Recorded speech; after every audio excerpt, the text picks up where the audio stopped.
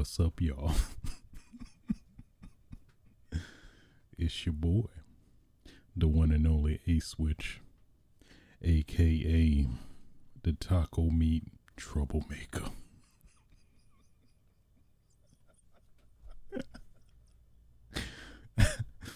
AKA that is taking me out. Oh man, now I lost my train of thought. Oh, that really took me out. AKA, oh man, where do I even go from there? AKA the oh man, that threw me off. It really did. AKA the buttermilk bastard. AKA the undisputed, uncontested social distancing champion. I had another one. I'm trying to remember it. Well, it's gone. AKA the nigga lip master. Bringing you yet another episode of Switches Sights. Episode 104 to be exact. Today's date is May 13th, 2021. Well, so we got some interesting news today, at least specifically from the CDC, at least staying in touch with the world events more or less. But so apparently the CDC says if you're vaccinated, fully vaccinated, you don't have to wear a mask indoors. So, I mean, that, well, you know, I'm just let that sink in for a second. Not like you could, lie and say that you've been vaccinated and not actually be vaccinated and then therefore spread the virus. But you know, people wouldn't do that. People have sense, you know, especially the anti-vaxxers. No, they wouldn't do that. I don't think so. Not at all. We'll be fine. The, the infection rate won't go back up at all, if not worser than before. Not at all. Not at all. For the audio listeners, I am I am winking the hell out of my eye. I feel like I got a twitch, but I digress. I just realized in my camera angle, my room camera angle, I got Chris Redfield's big ass head in the shot. Let me actually go back to it real quick. Chris just in there in the left. It's like, what you doing? I'm sorry, Switch. I gotta do this. That's funny. I'm gonna leave it though. That's staying. Yeah. So also happy Mass Effect Legendary Edition Eve. For my Mass Effect fans out there, that's gonna come out soon. I'll probably play it tomorrow. You know, gotta program my damn program the my biotic programming. You know, just gotta initiate Mass Effect protocol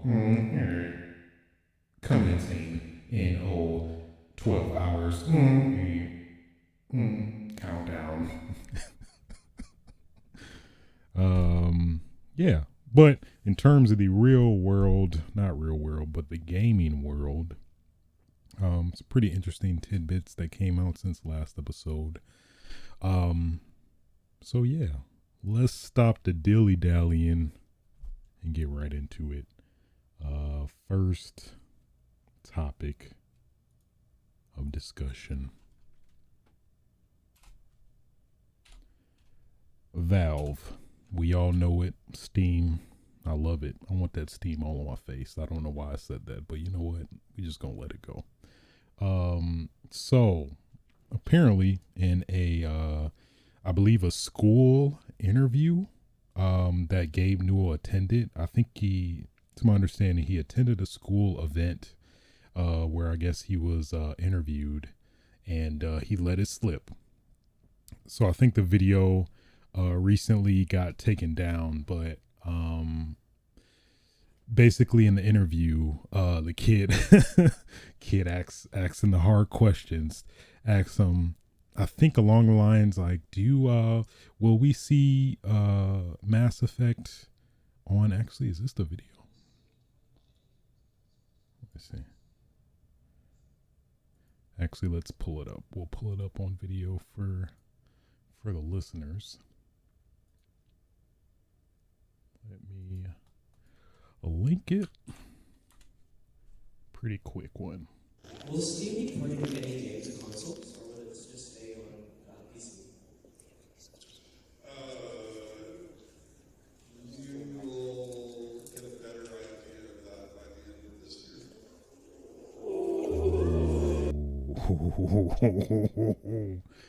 Yeah, so basically, yeah, in the interviews, basically saying, well, he just straight up, man, he just went there. He basically, yeah, asked if Steam games will come to console, and you know,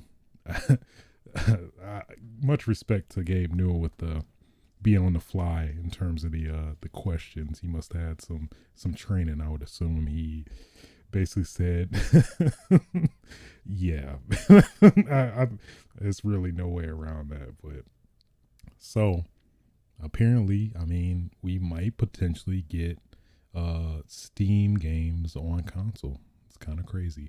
Not necessarily like unheard of or like, you know, unfathomable, but pretty cool though. I'm curious, at least in terms of the various threads. It seems the speculation is starting to is going from a lot of ranges. It seems like the most popular is essentially Valve partnering with Xbox with Game Pass and vice versa.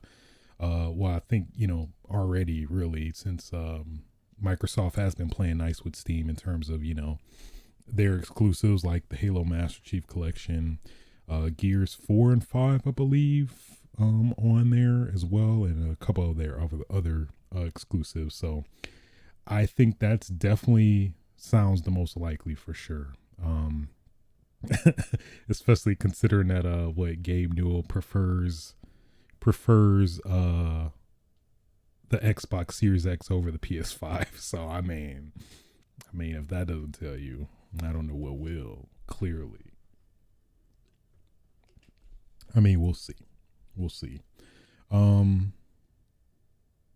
Yeah, I'm curious what, I guess, Portal or how it would really work. I guess they could do another a orange box, maybe call it something else, or just the orange box 2, the huge ass orange box where they have like literally the whole collection of Steam games, and maybe they'll maintain the support potentially.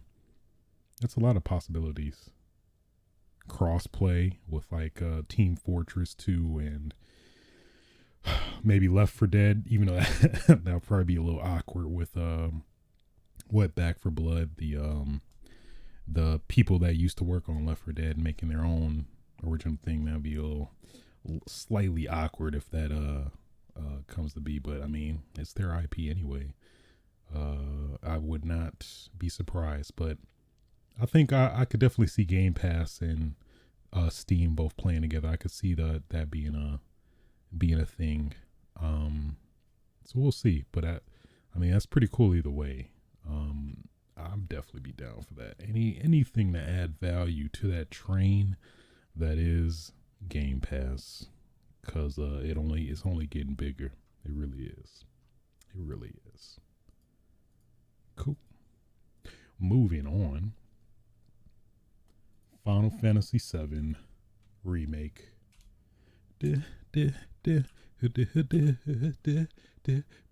Who do. Thank you. Thank you so much. Actually, thank you. Thank you so much. Appreciate it. They should never gave me this. So Final Fantasy 7 Remake Intergrade. I gotta do it. Nope. Oh, damn it. Did my EQ fuck up again? Come on. Why do you gotta... What? Damn it. Son of a bitch. I do not feel like...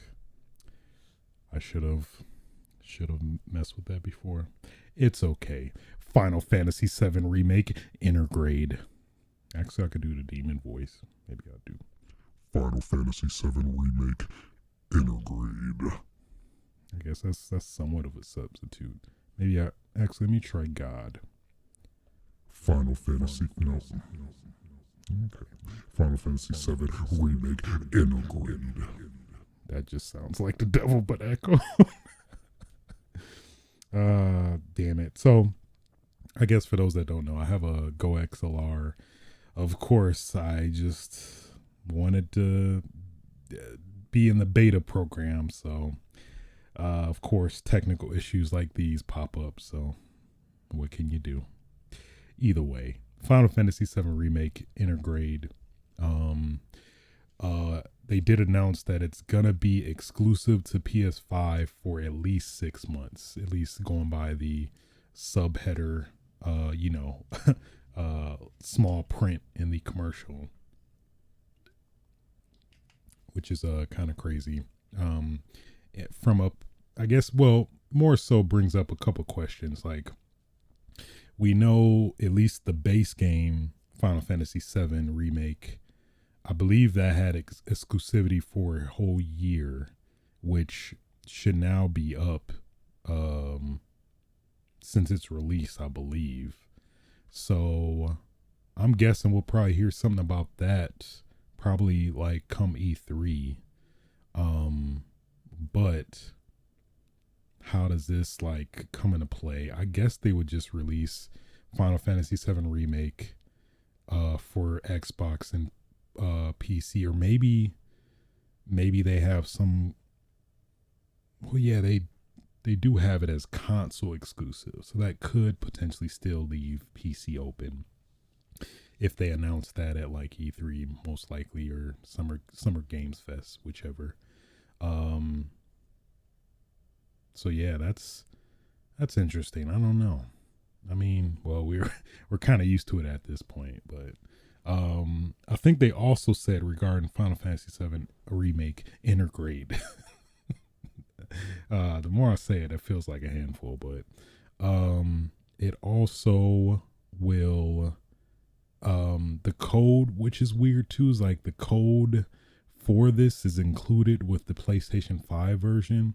So it's like, even if you were to get the PlayStation 5 version of this game, that you would assume would include the disc, or this would be included with the disc, is a download code. So a bit of a bummer with that. Also, I'm hearing in regards to the trailer for the second trailer, I think that came out, is apparently super spoilery, which is kind of unfortunate. I think I saw something, but in my head I'm trying to pretend I didn't see it, forget about it, recess whatever I saw. So if that's any indication, then you know it is fairly spoilery. So if you see it, don't look at it. Like, you know, why do I want to say women? If you see it, don't. Well, where do we go from here? Where do we actually go? I don't know. So yeah, hey, just a PSA, you know, if you somebody who doesn't like to be spoiled, I'm trying not to get you spoiled, you know, cause you're not milk. I don't know why I said that, but you know what? Just gonna pretend. Just go with it. Just go with it. moving on. Next topic discussion. If I can.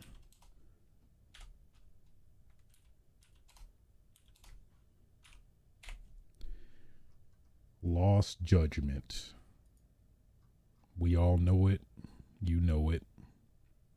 We talked about it last episode. Lost Judgment was basically it got leaked in terms of the news. So we saw it come either way, but we got a couple more details now that they officially announced it since then. Coming this September 24th, worldwide release, which is kind of surreal. I think Yakuza, no, Like a Dragon did stagger as well. I think it came out in Japan in December of, or was it March? But I know for sure Yakuza Like a Dragon came out earlier than the West, because I think the West version came out December of last year. So that is the first, I think, for Yakuza to actually start, having a worldwide release, which is good to see. As a big fan of their games, that's really good to see. Now that this series is catching on, I'm proud. I'm happy. I'm happy that we can all collectively witness, experience the greatness that is Lost Judgment. Also, the English dub is coming back for those dub lovers. You covered, okay? You covered. You want to see them lips move and they actually say it. That is the most ignorant description. Hey, if you want to see them lips move and you want them to see, oh my god, wow, just so ignorant. Oh man, wow. Well, if you want to see them lips move and experience it, we got you. All right. One thing that just I'm just now getting to and seeing that definitely got my attention. There's actually a new combat style based on parries called Snake. If you don't know, I'm a sucker for some parries, okay? Any fighting game that got a parry, best believe I'm parrying your ass multiple times. You better keep your aggressive ass away from me, because I'm parrying your ass every damn time. Just let that be known. I shouldn't have revealed that, but I did, okay? So hey, you got the advantage, but hey, I could switch it up on you. So let that be known. Okay? I will parry you. So that's cool. Man, Komaki Tiger drops all over again. I can't wait. Also Kamurocho and Ijincho will be available as the locales. I think, was Ijincho? I guess that was in the original one. That must be, I'm assuming. So, new mini games, of course, boxing, dancing, robot battles have been added. Okay, all right. I guess that makes sense. Kaiju, mecha, I know that's big in Japan, so I could see it. I'm curious about this boxing though. Maybe I need to watch the trailer. I'm pretty sure I saw it. I didn't see any of these details, but this was probably grabbed from the interview or something. But I'm looking forward to that. I mean, you had me at parries. You really did. So I know in the original game he had 2 fighting styles. So now he has 3, and that's gonna make the combat way more interesting, kind of more akin to Yakuza 0 and Kiwami. So, okay, all right, RGG Studios. Okay, I see what you're doing. there. So yeah, hey, we pushing that Ryuga Gotoku agenda. I'm just letting it be known. All right, just letting it be known. Excuse me, sir. Have you played a Ryuga Gotoku game today? I'm just walking. I know we made the joke your last episode. I'm walking with my Boss Coffee shirt with Kiryu on it, going door to door. Excuse me, sir. Have you played Ryuga Gotoku today? So dumb. Oh man, that is so dumb. Oh, I hate it. I really do. Oh man. That is funny. Okay. Funny to me. I'm sorry. Let me let me rephrase.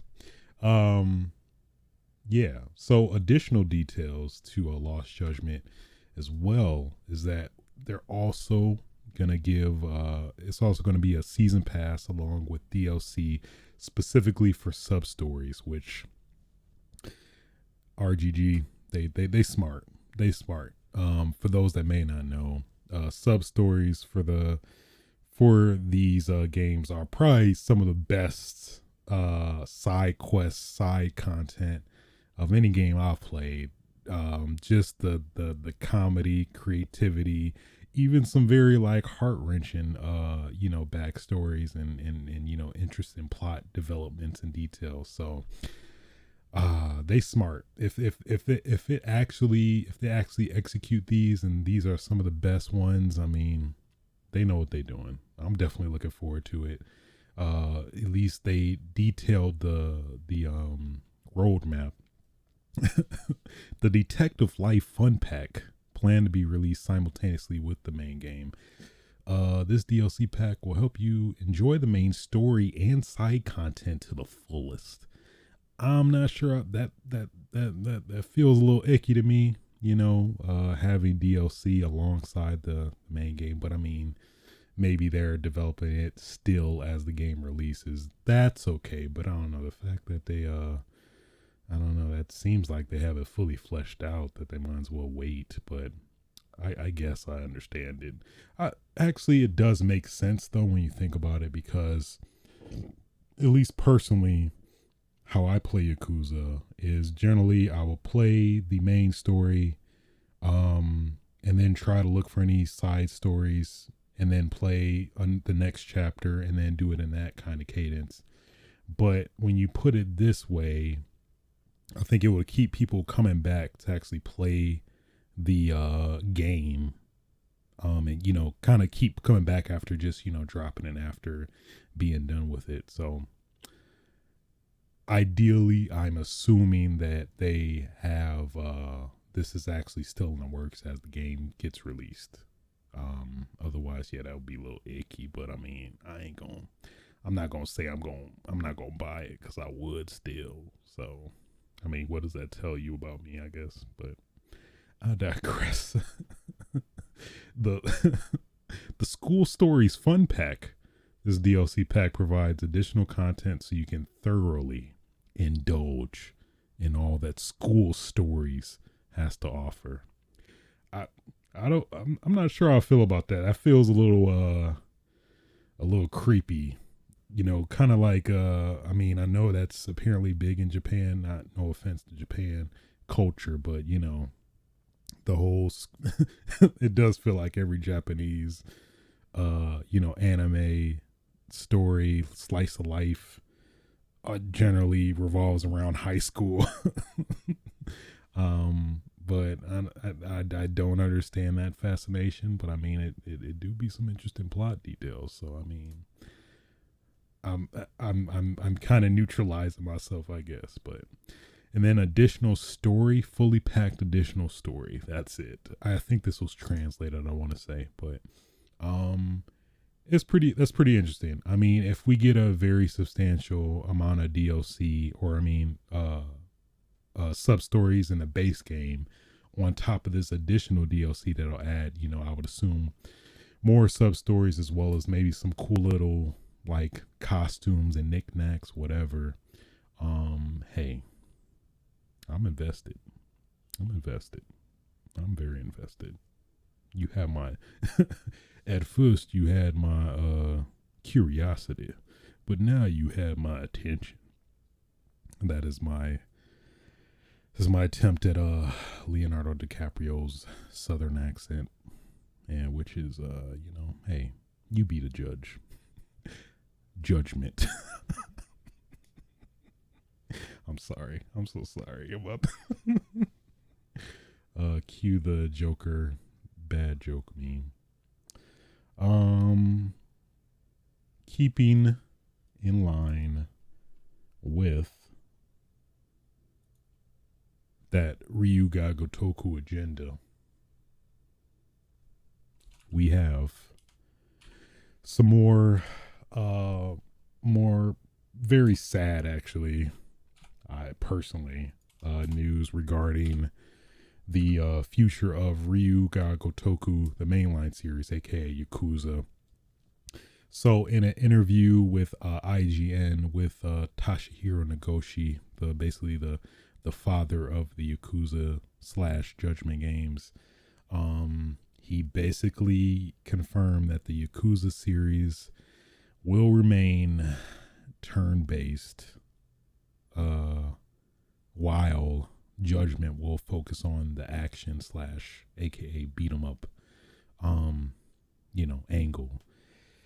Which, I mean, we've talked about this before in a couple episodes, I want to say, but this is what I feared would happen is actually happening, where, as somebody who's a fan of the beat 'em up Yakuza games, basically 0 through 6, this is kind of sad. I will never be able to tiger drop anybody again. Well, I guess technically regardless, because Kiryu's no longer the main character, but you know what I mean. It's feels very bad, man. But at the same time, I get it, because apparently Yakuza 7 is the best selling Yakuza game in the series to date, I believe.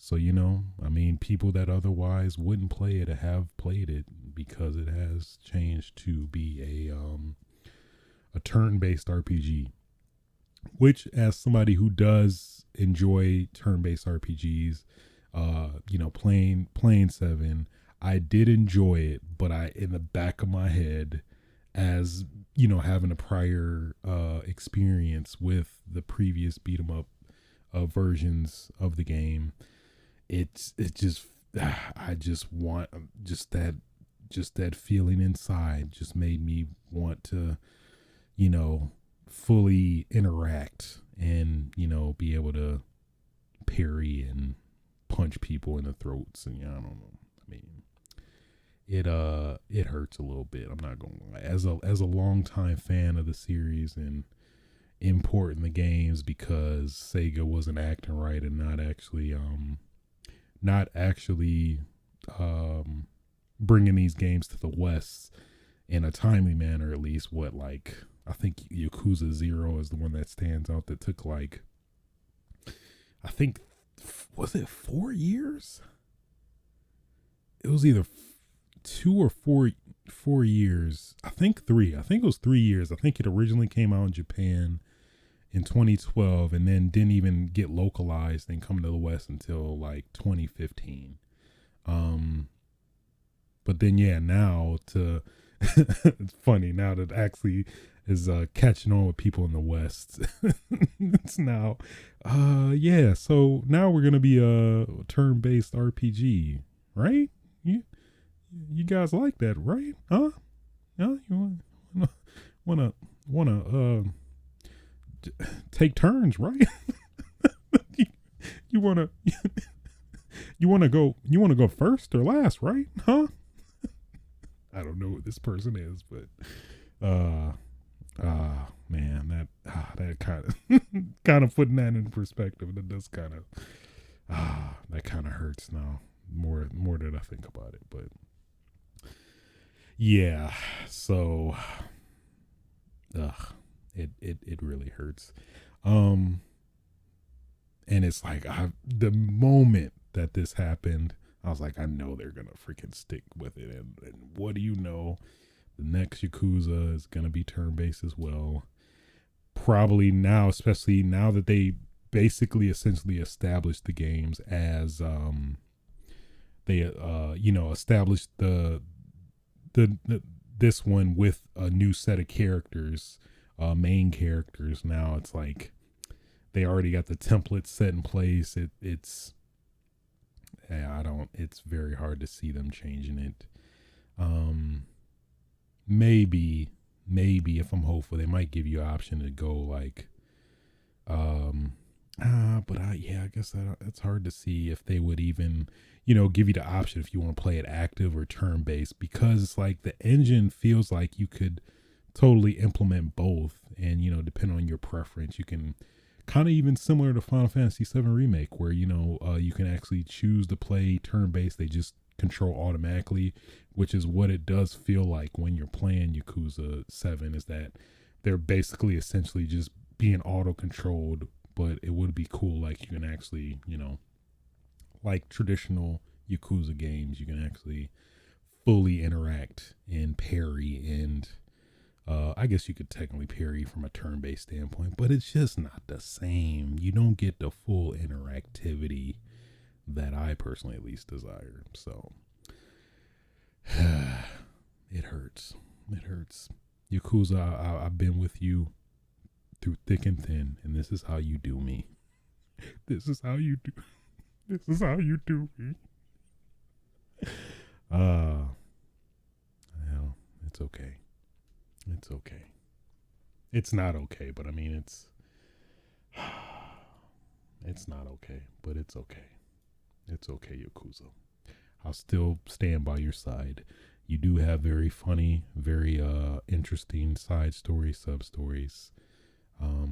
So that's what keeps me going. It's what keeps me keeps my heart beating, Yakuza. I can't quit you. I can't quit. Can't quit you. I mean, but on the other side, at least we do have Judgment that will still carry the beat 'em up Ryuga Gotoku beat 'em up mantle. So we at least have that. So I mean, that's kind of what I think we speculated as well, which it's not ideal, but I mean, I can accept it. I did enjoy Yakuza 7. Just not, I felt like I would have enjoyed it way more if it actually was a beat 'em up. So it's still coming to terms with it. The reality is setting in. But you know what? It's fine. It's fine.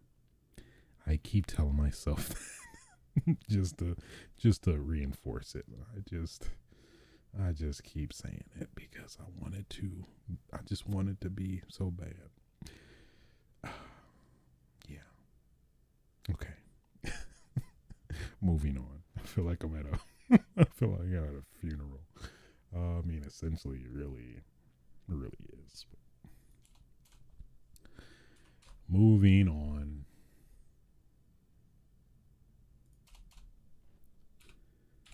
PlayStation 5. You probably don't have one. I mean, well, I'm being realistic. I'm not trying to be I don't know. It's pretentious? Is that what I'm? No, I don't think so. To make you more salty about not having a PS5, PlayStation today revealed 2 new colors.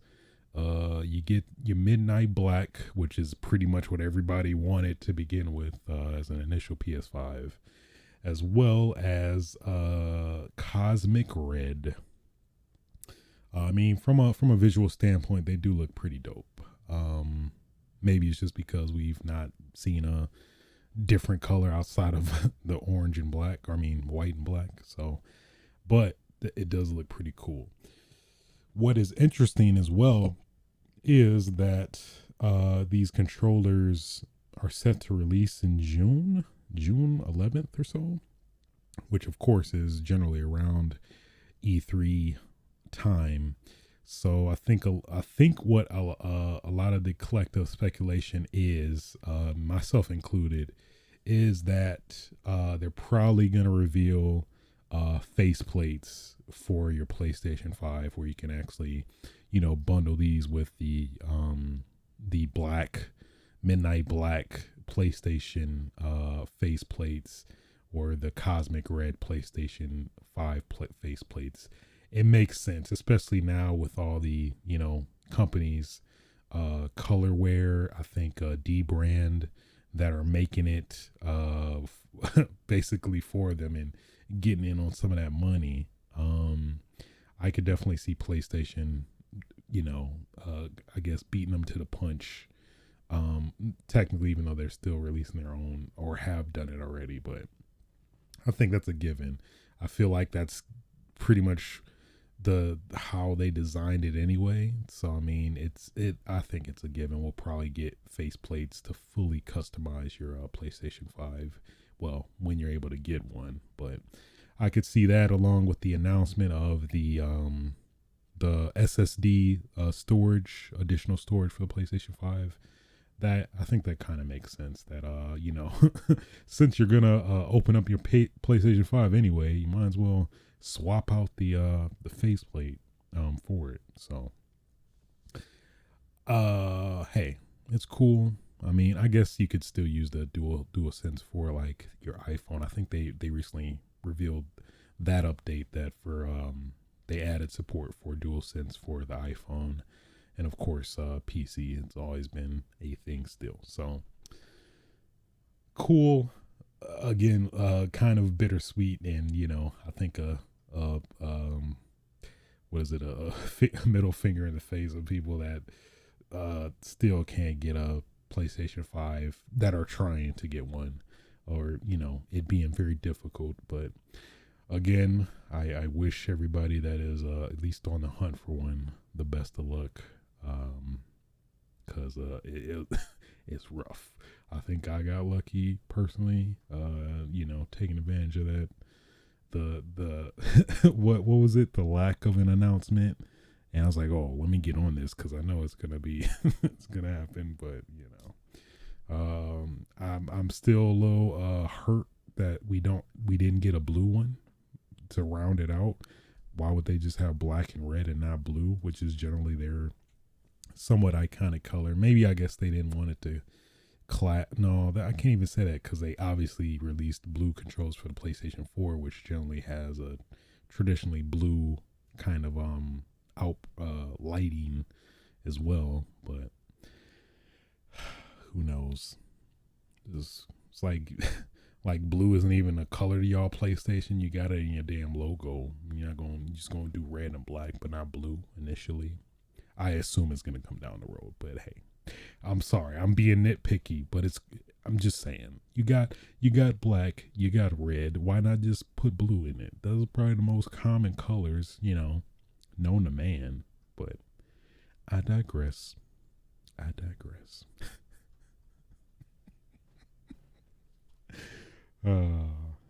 funny. It's funny to me. Moving on.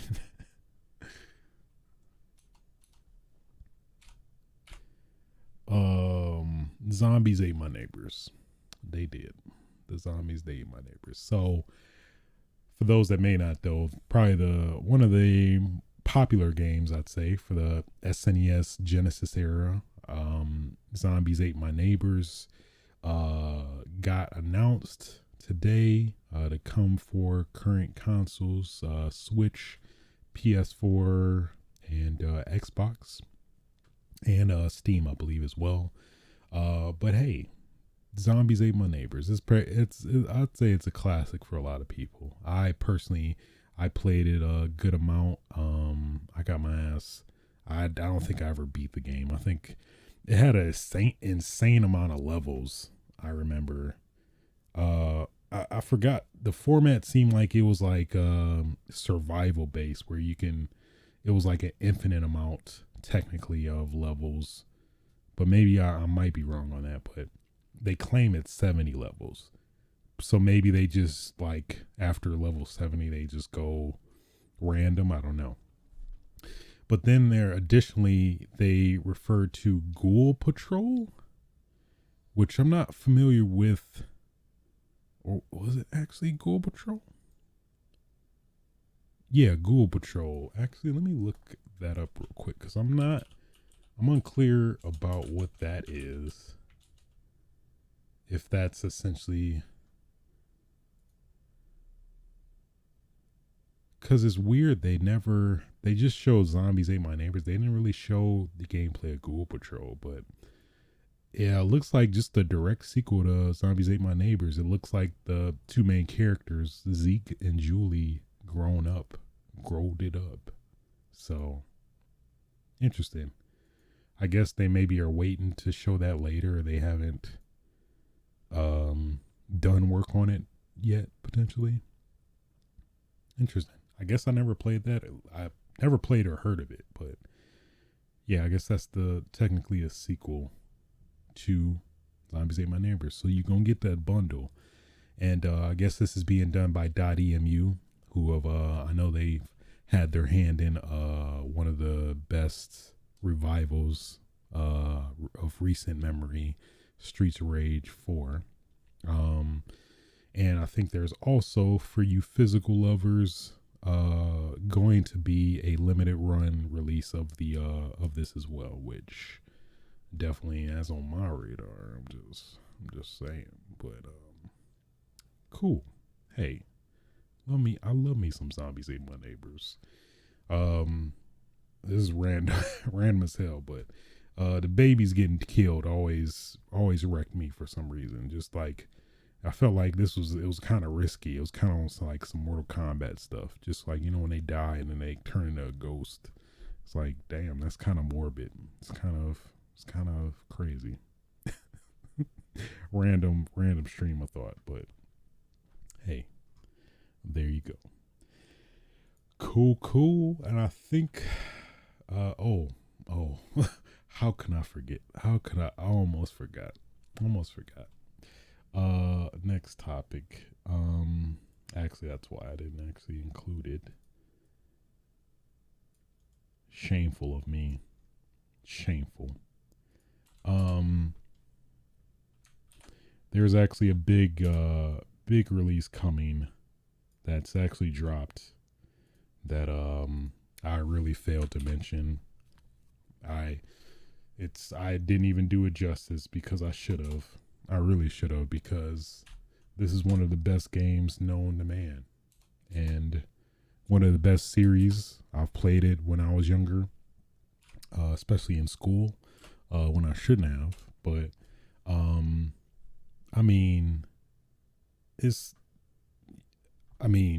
my God, like Legend of Zelda, get out the way. Mario, Mario Kart, get out of here. Freaking Metroid, I'd take this over Metroid. I'm just saying. Of course. I'm talking about Calculator, baby. So, Calculator, basically dropping on the Switch, Nintendo Switch. Yes, you can have a fully functioning calculator on your Nintendo Switch. It's crazy, I know. It's available now, $9.99. Calculator on your Switch. Texas Instruments, you need to be worried.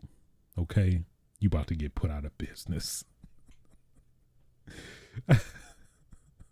Calculus. Whew. Calculus is... Ooh. You got a Switch with calculator on it. Oh, get out of here. All right. Casio, it's over for you. All right. Freaking... what's one of the calculator company? I'm going all the way with this joke. I don't care. I'm going all the way with it. I I don't even care anymore. Hewlett Packard, get out of here. Go in another business. This territory is no longer yours. Sharp, stick to TVs. Canon, stick with your damn printers. It's over for you as well. Oh man. So yeah. Get this. You can do calculator in TV mode, tabletop mode, as well as handheld mode. Like, come on now. Can Breath of the Wild do this? No. Okay. I mean, okay, it can maybe do TV, all those modes, but can Breath of the Wild divide 8 by 2? No. Okay. Can Super Mario find the Pythagorean theorem of 56? No. Okay. Can Metroid do the divide by pi? No. So get yourself calculator for Nintendo Switch. All right? Damn.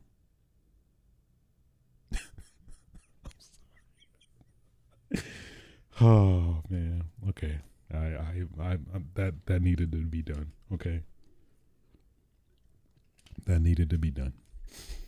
I think we're all aware of the immense amount of shovelware that the Nintendo Switch gets, but it's pretty funny. I mean, on top of it, it's just straight up generic. It's just calculator. I don't know. I just wanted calculator justice of fingers. I don't. Actually, that's kind of. I do kind of like that. Let me. I'm gonna do the. I'm sorry. I gotta do the.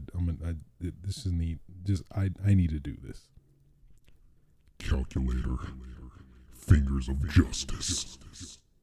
I like that. I do. It's a missed opportunity. Who's the company that Sabek? Come on now. You own a Nintendo Switch. Let's get creative here. Actually, let's. I need to do this. All right, I'm doing this for me. I wonder if they have a Twitter. Sabeconomics? No, I don't think.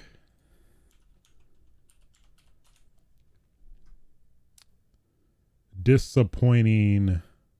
They do have a company profile on Nintendo Life. Is that no? That's nothing. Disappointed, Sabek. Come on now. See, they could have got a lot more publicity and, well, yeah, just in general, publicity and sales if they had a Twitter and they was hyping it up. Come on, Sabek. Come on now. You guys are better than this. But hey, you know what? I mean, $9.99. You could multiply, divide. Please excuse my dear Aunt Sally to your heart's content until you pass out. Now with calculator for Nintendo Switch. Come on now. You can multiply actually, 8 by 8 on your TV. Come on, who doesn't want to do Oh, I'm sorry. I couldn't keep it up. Okay. That's what he said? Yeah. Let's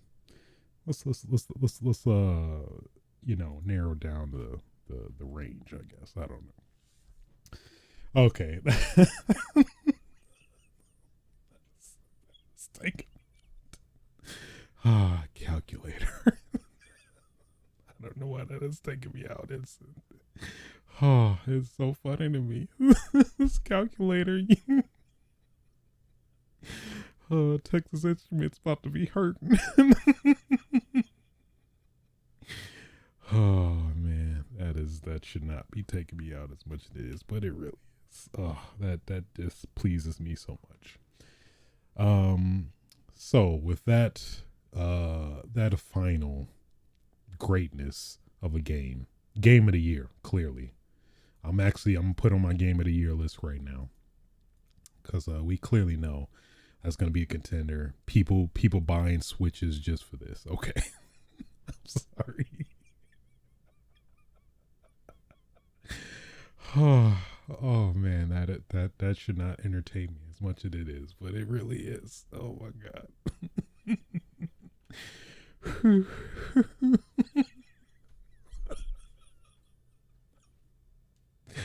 Oh man. Oh, why is this taking me out so much? Oh man.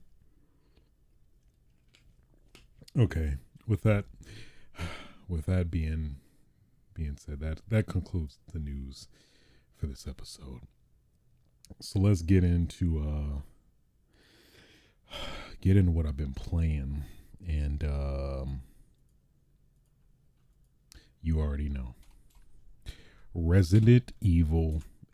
Well, I always am conflicted. Technically, it's both. Resident Evil 8, aka Resident Evil Village, dropped last Friday. Pretty much the only game I've been playing since it dropped. I beat it last weekend, but now I beat it on PC last weekend on normal. I'm now playing it on hardcore, about to beat it again on PlayStation 5. As you could tell by Chris Redfield lurking at the back of my head in the room shot.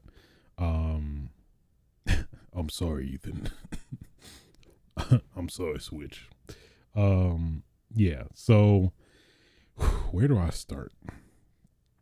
So I guess before I get into spoilers, I'm just gonna roughly generally talk about the game, my impressions, to not spoil anything. But then when we get to that point, I'll let you know in terms of when we get into spoiler territory. But as somebody, at least to provide a little bit about excuse me, mic. I'm sorry, I'm just hitting the mic everywhere.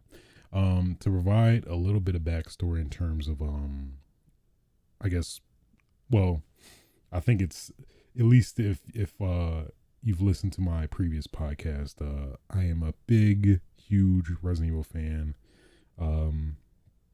Played everyone, even the not so great ones, and of course the side stuff and whatnot. But personally, Resident Evil 7 specifically, which is, I think this is probably the closest, I guess, reference point, did not really enjoy it. It's probably the only Resident Evil I literally didn't play again. Never, didn't have necessarily any desire to play again. I played the DLCs that came out, the and the Zoe DLC and Not a Hero DLC, but and I think the birthday tapes or whatever, and those were actually pretty good. But in terms of the main game, it's probably the only Resident Evil, the only mainline Resident Evil I've never played more than once, I'd say. Which, for those that may not know, Resident Evil games are generally pretty replay friendly / I guess, I don't want to necessarily say encouraged, but they do have a lot of replayability, which in turn, personally, I tend to have at least replay them at least once or twice. But yeah, just for Resident Evil 7, I don't know, man. I think it's just probably my biggest gripe is the first person camera angle. Just as a Resident Evil purist, really enjoying the nostalgic static camera feel. I feel like Resident Evil 7 just changed majority of the, I guess, most of the things that I cared about when it comes to, like, camera perspective and whatnot. And yeah, I just felt like first person for a Resident Evil game just doesn't feel right, if that makes sense. Just when I think of Resident Evil, I think of course, zombies to some extent. Of course, they've, dabbled with other enemies and stuff, but yeah, just zombies ideally, generally, to some extent, bioorganic weapons, static camera angles, with of course the exception of third person camera angle, which I think is fine, is a totally fine compromise. And of course item resource management, puzzles, and maybe throw a little bit of that corniness in there. You know, pour some corny voice acting in there a little bit. And I think that at least for me personally, that at least generally is my ideal pillars of Resident Evil, more or less. With that in mind, in terms of, you know, Resident Evil 7, which it did a lot of good things, at least especially the earlier parts, but I think it definitely fell apart when, you know, you get towards the end of the game, which, I mean, at some point I'm probably going to replay it. I tried, at least I was going to plan to play it before RE8 came out, but did not get to it. But I think, if anything, Resident Evil 8 did make me want to replay 7 to kind of maybe solidify my thoughts on it. But yeah, at least knowing that, that's kind of my thoughts on Resident Evil 7. Did not like Ethan Winters as a character. He just felt very generic and bland. And I think the fact that it is first person, I think that does in turn it really inhibited my connection, or at least any chance of me having a connection with him. I felt it's just like you still don't know what he looks like, even though, you know, there's the fan art and stuff of what he technically, based off of very vague pictures, should look like. But yeah, so, you know, the lack of the enemy variety was a big annoyance as well. So yeah, just at least all that known with Resident Evil 7. Going into Resident Evil 8, after fully beating the game, I will say I definitely enjoyed it way more than Resident Evil 7 for sure. Ethan Winters is definitely better in a lot of fronts. You know, he's kind of gotten a little bit of the corny RE corniness here and there. I'd say even with a little bit of 90s action character, you know, I guess attempts at phrases, basically. So you have that as well. Yeah, I'd say it's a lot to kind of decompress, I guess. Kind of thinking about it more, but I definitely love the environments. The graphics look excellent. Really good use of HDR and just next gen graphics. Everything looks very believable, interesting. It looks like I'm gonna refer to a Steam review. It's so funny. It makes you feel like you're in a village. For some reason, that was taking me out. Basically, there was a Steam review of Resident Evil Village, and the person literally said, "It makes you feel like you're in a village." Somebody was on the fence. Man, thanks. That's what I needed. I was looking for a game where I wanted to feel like I'm in a village. Oh man, that threw me for a loop, man. But anyway, yeah, I do agree with that review. It does make you feel like you're in a village. The exploration, I felt, was definitely one of the best exploration aspects in a Resident Evil game for sure.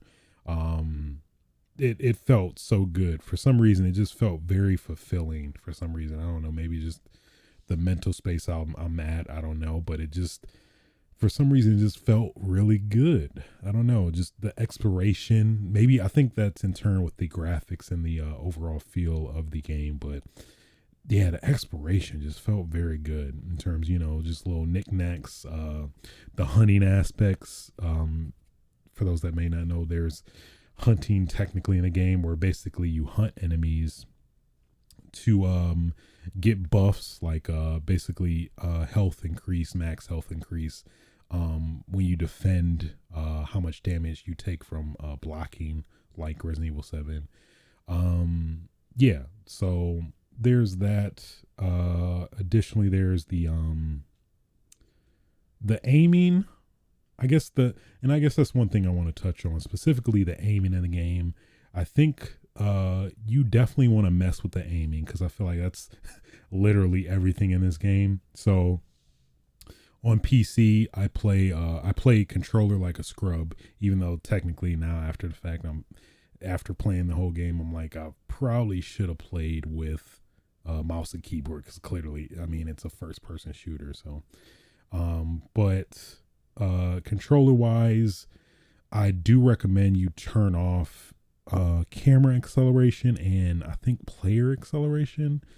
I felt like I was missing way more shots than I should, as somebody who plays a lot of first person shooters and like Call of Duty games and stuff. I generally have the sensitivity on pretty much almost close to the max. Like I go back and forth depending on how I'm feeling, but I'm generally around the 10 to 12 sensitivity area. So at least going into this game, I'm like, okay, first person shooter, I'm used to this. I cranked everything up to 9, at least 9, and I think is the max for this game. And it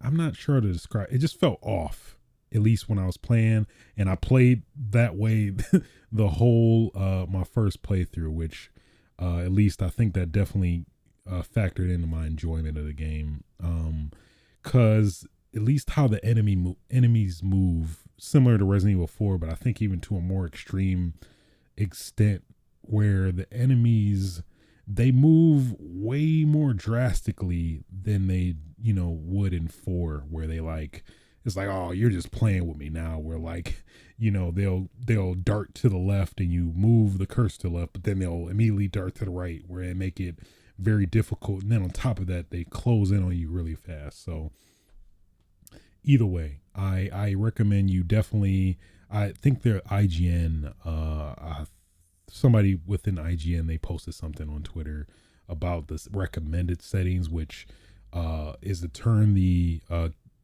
acceleration, I think camera acceleration, player acceleration off. I had it to strong, and then turn the aiming sensitivity, I think to 3. I kind of messed with it. I think I cranked it up one more notch. I want to say to 4.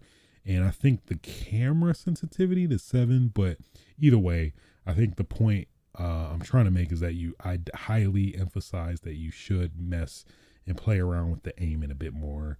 I don't know. For some reason, I guess I just accepted it, and I was like, this is probably the best I'll get. But I think that definitely, in my second playthrough of playing it and messing with the controls a bit more, the aiming felt way better, and I felt I was way more accurate with my shots and stuff, actually getting headshots more accurately and stuff like that. So at least to somebody who's coming in first, I'd say that. Another factor, personally, I guess more so if you played or had history with previous Resident Evil games, I'd highly recommend that you play on hardcore. Don't let the difficulty name fool you. I think I believe this is definitely the definitive like Resident Evil experience that you should play it on. At least going back to the pillars that I think that are what makes Resident Evil is item management.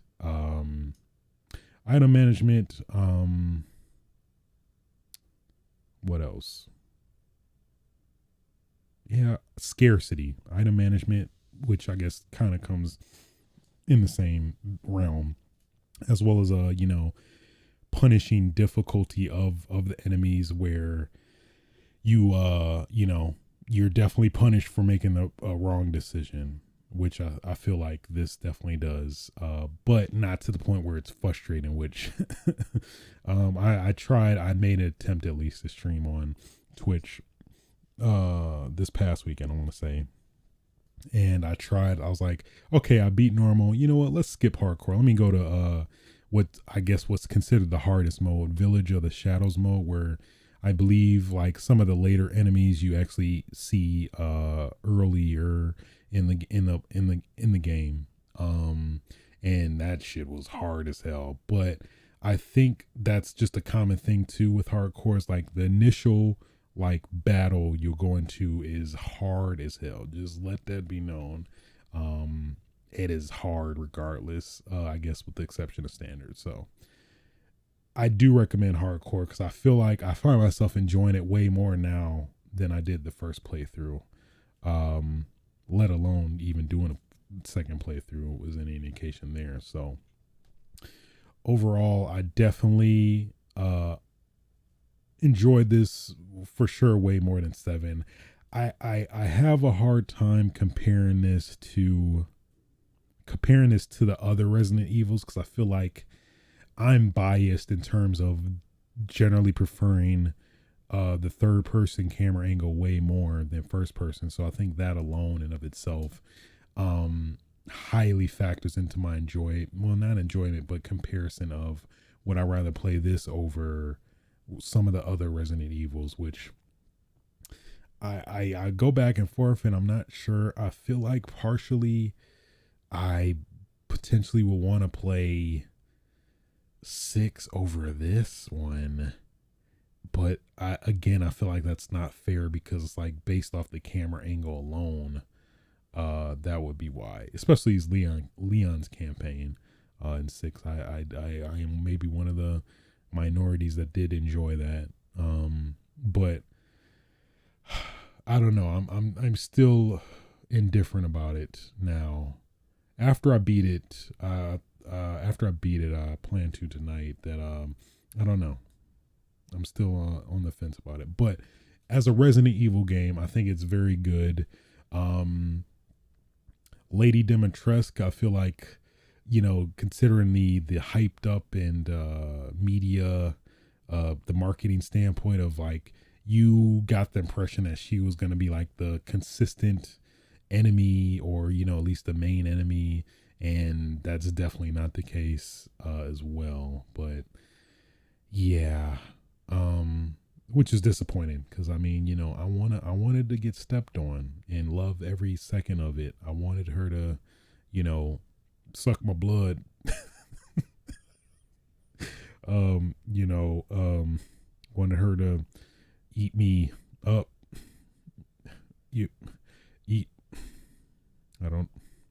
You get what I'm saying. You pick it up what I put down. Yeah. So that was a little disappointing. But in terms of just the traditional length, I felt it was pretty good. It didn't necessarily overstay its welcome with the, I guess, exception of towards the last segment of the game, where I feel like it could have been trimmed a little bit more there. But as a whole, I think it's definitely a pretty good Resident Evil game. Very solid. I did enjoy it. I mean, I'm playing it a second time, which is for a Resident Evil game. I think that's definitely a good indication of it being good. It does seem to have a lot of replayability. Have not played the Mercenaries mode for this yet. I do plan to play that as well. So yeah. I guess now, just to get into spoiler territory for Resident Evil 8. Again, spoilers for Resident Evil 8. Now's your time to, if you haven't played the game or plan to, that we about to spoil it. So I guess when it comes to the story of Resident Evil Village, I guess that's pretty much an indication of how I feel about it. I'm still processing it, but it's like it could use some work. The story, I think it mainly falls apart towards the end, where basically You find out towards the end that Ethan Winters was actually dead, is actually been dead since Resident Evil 7, and technically he's a mold monster, basically, essentially. um I don't know how I feel about that. It's fine, I guess. But then I guess the fact that he actually dies in this, uh, I guess that it's pretty apparent that it's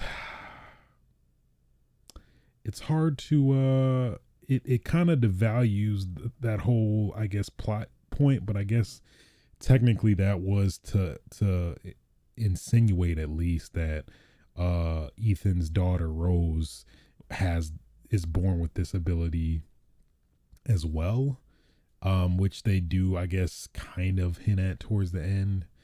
And then they basically solidified that Ethan is dead. That's saying this is the end of the story for the father or something like that. And then it seems to highly suggest that Rose is going to be the main character for Resident Evil 9. But then the ending left a lot of questions, and like, so did we time jump, or did, I guess some of the rumors I heard online is that, or speculation at least, that Rose is actually how her condition makes her age quicker or something like that.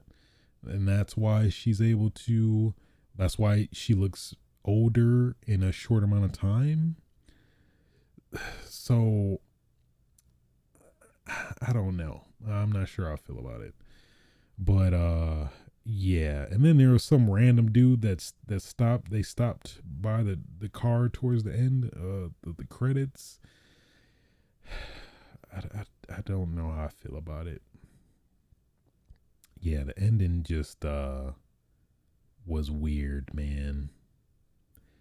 Yeah, I'm a bit concerned where they're gonna go with 9, but hopefully it's not I guess we'll we'll find that out later in what 3 years from now. So yeah, I don't know. Yeah, story wise, it was, and then there's the whole thing with Chris, where I to some extent I understand why they did it, but they I mean, I think everybody do first off the bat that Chris killing Mia, or I forgot that was the whole thing too, that technically that wasn't Mia, that was Mother Miranda in disguised as Mia, which is that's of course typical, of course that's the case. So I don't know, I have my reservations about that as well. I mean, but yeah, the whole like killing Mia, and like from a very practical standpoint, you gonna kill somebody's wife. You had a baby with this person, and you're not gonna tell them why you did it. You're not gonna, you don't think you owe them an explanation as to why you killed who they thought is their wife, their loved one? You wouldn't tell them that? You wouldn't just give them some hint like, I need to do this, Ethan. This must be done. Or so I mean, after the fact, it's like, I'm not sure how I feel about that either. It felt a little contrived, I think is what I'm looking for. It just felt, I don't know. It felt tacked on, I think. And that kind of makes sense, since I know technically this was supposed to be Resident Evil Revelations 3, but they said it was so good that they made it a mainline Resident Evil 8. And I guess that does touch on Chris Redfield, who technically is not in this game that much as again, similar to Lady D, that he's at least prepped up to be a very pivotal character in this as well. But he's barely in the game as well, which definitely makes me think that he was just tacked on to kind of add some substance to this, what would have been a side story game. Yeah, it just, did not necessarily work for me in terms of that. Then towards the, which that's another gripe now that I'm thinking about it too, is like towards the end of the game you do see the you get the they reveal that Mother Miranda actually was a mentor to Oswald Spencer, who's of course technically the mastermind behind the events of the first Resident Evil. So they make it that basically he like got inspiration for the umbrella logo from Mother Miranda's village after being under her for whatever specified amount of time. So and then how they revealed that was through a file that you read. No video, or no cassette tape, no VHS or nothing, just a file is how you reveal that. So that in of itself additionally adds to like the tacked on second thought of it. It felt like that needed more weight to it, which did not feel like that's the case. So yeah. Then of course, which was weird, but I mean, I guess to add more emphasis to the point where they faked out Ethan's death, but they're like, oh yeah, he's alive. Oh no, he's actually dead. So, cause Mother Miranda rips Ethan's heart out literally, and then he's like, oh okay, well I guess he's dead. And as somebody who didn't like Ethan Winters as a character, I'm like, oh, okay, that's fine. As long as they didn't mess with Chris, I'm okay. And then we find out he's actually alive, and that we find out he's the mold, like I was talking about earlier. It's like, okay, all right, I guess it's okay. What does this mean? And then he saves everybody. He takes the bomb and tells Chris to protect Rose after they find Rose, and that was just weird because I guess Rose was split up into parts and they brought her back together because she has that ability. I guess. I mean, it's Resident Evil 2, so I can't be too hard on it because it's like a lot of, just off the wall shit happened. And speaking of off the wall,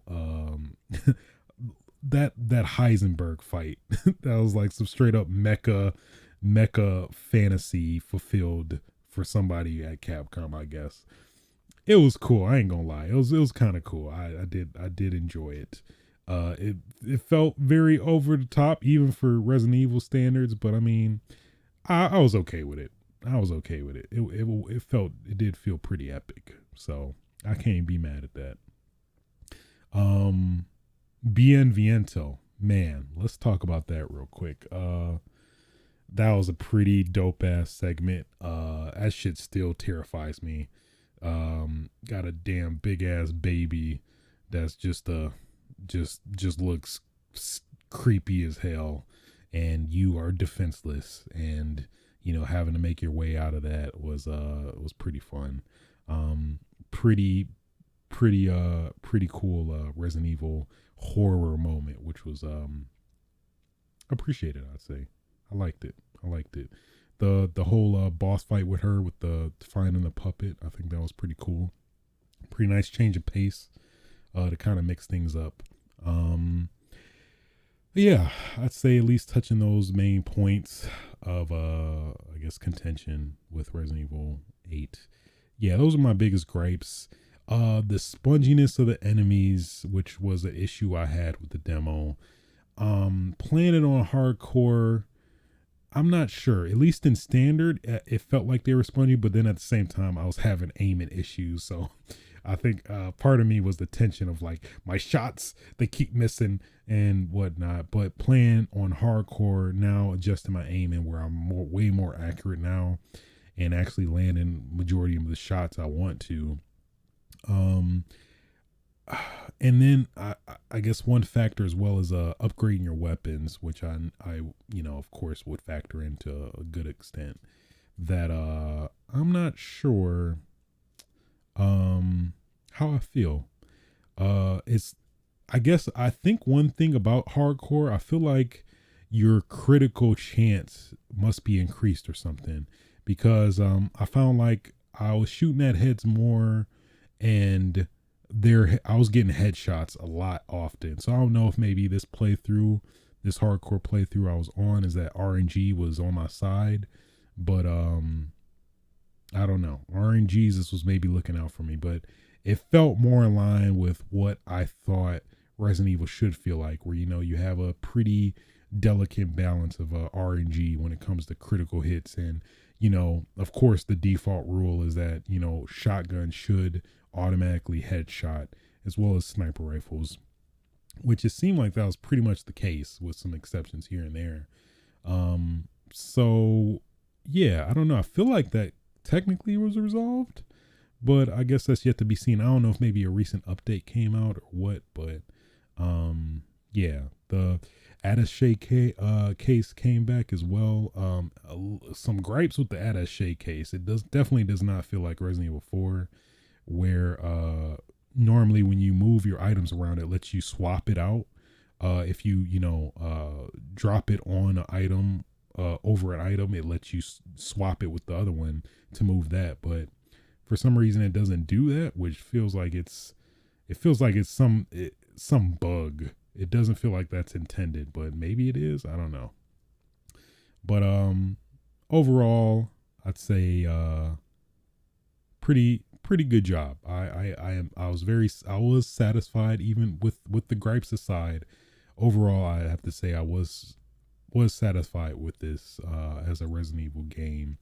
Again, I mean, of course, I definitely would prefer this camera angle to not be first person though. So that is still a gripe I have, but at the same time, I did enjoy what I played, and I mean, I'm playing it again, so potentially might play it on Village of Shadows just out of curiosity, see how they switch stuff up. And the progression, I think you can actually you can carry your weapons to different difficulties, which I think is big too. Where you can actually, carry a weapon you upgraded or have an infinite weapon of, and carry it in another playthrough. So I might just I'm tempted to just do that because I have my upgrade weapon. And personally, I like to get revenge on a game. I guess basically, where you want to be overpowered for once instead of all this dread and fear, and being in constant state of worry, but now not having to worry and demolishing all these enemies that gave you a hard time. I think I kind of need that with this game as well. So yeah, speaking on the last segment in terms of the factory, yeah, that's probably my other gripe too with the that last segment. It felt too long. I felt like that could definitely have been cut down a bit. The enemies were annoying as hell, at least the initial playthrough, because they do require a lot of more precise aiming than the other enemies, which I think that's why I was so annoyed. But now playing it on hardcore, and adjusting the aiming settings, they do feel more tolerable now, after figuring out their weaknesses and how to exploit them. So yeah, all in all, yeah, I have to say I am satisfied with Resident Evil Village. I think I guess they did right by taking a lot of inspiration from RE4. It seemed to have worked. A lot more combat, maybe not as much horror, but it does have its moments. But overall, I did enjoy it. I definitely enjoyed it. So cool, man. I went off. went off, but hey, it's Resident Evil.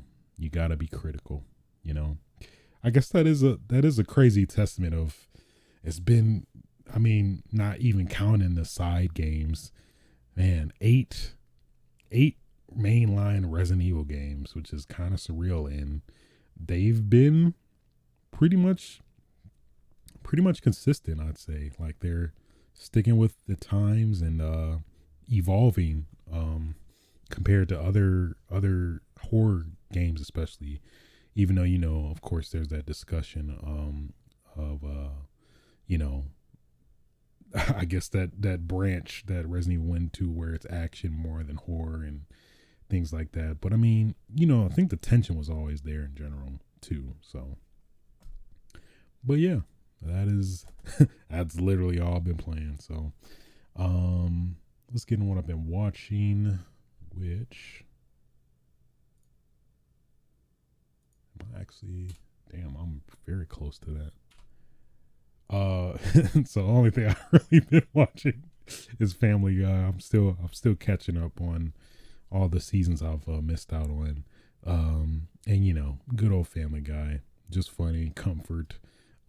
Just the humor just hits with me so much in terms of just, again, making fun of a lot of obvious stuff that I don't think a lot of other forms of comedy necessarily make fun of, like just real life, like human errors and stuff that you definitely never like catch in other comedies, which I always appreciate and always takes me off guard and, you know, makes me lose it. So outside of that, pretty much nothing.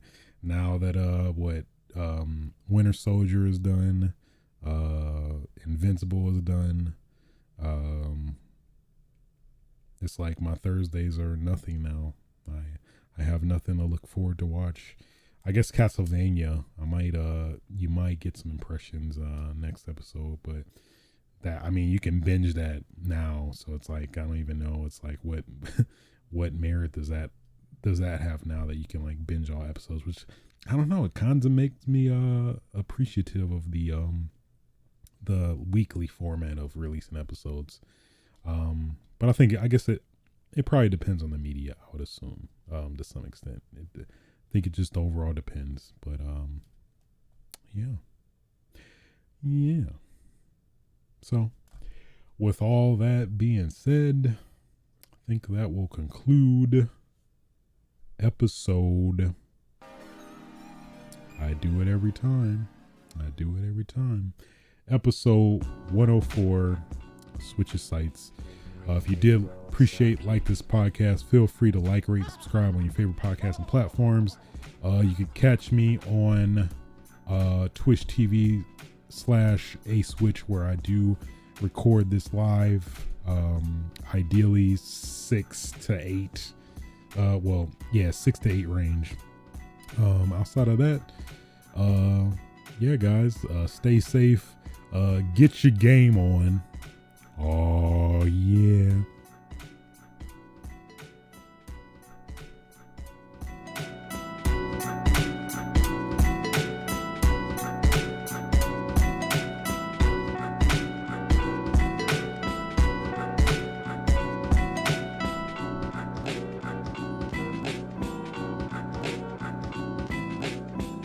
Nobody's safe.